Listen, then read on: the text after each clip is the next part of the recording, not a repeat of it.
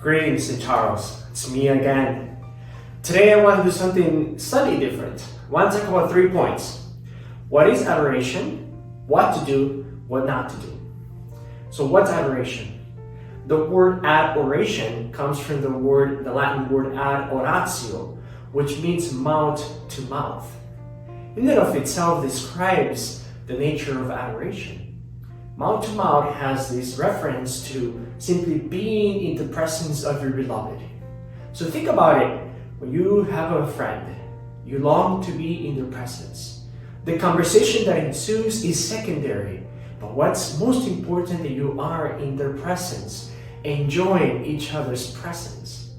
So adoration essentially is wasting time with God. What does that mean? What does that mean?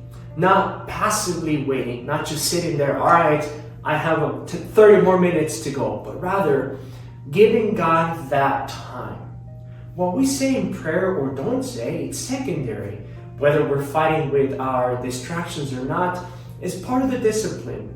But what's most important is that we show up. So with that being said, second point, what to do in adoration? Well, you can do a lot of things. You can pray mentally, you can read the Bible, you can have a conversation with God in your heart. A conversation that only Him and you can hear. Sometimes it's as simple as coming in, kneeling before God, or sitting in front of Him and say, Lord, show me my heart. Sometimes you'll experience anger and ask Him, where's that coming from?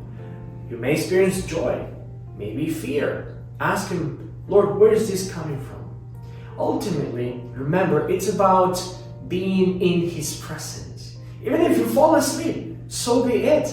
It's like God delights in your being asleep in His presence. Think about those of you who are parents. When you see your child sleeping, don't you delight in them?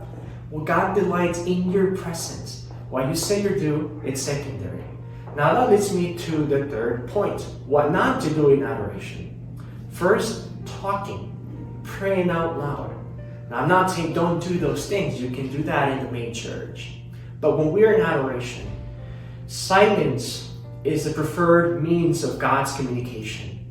Silence is what God usually uses to speak to your heart.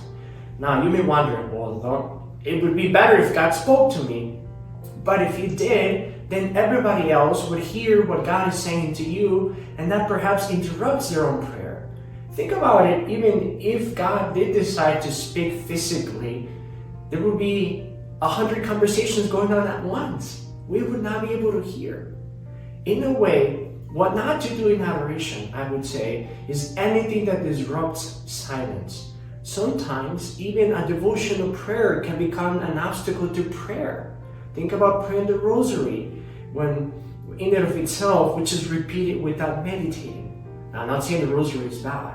But what not to do is create noises, bring snacks, or anything that distracts my prayer and other. And ultimately, what absolutely don't do is recite prayers on your own that would interrupt everybody else. So it's very simple.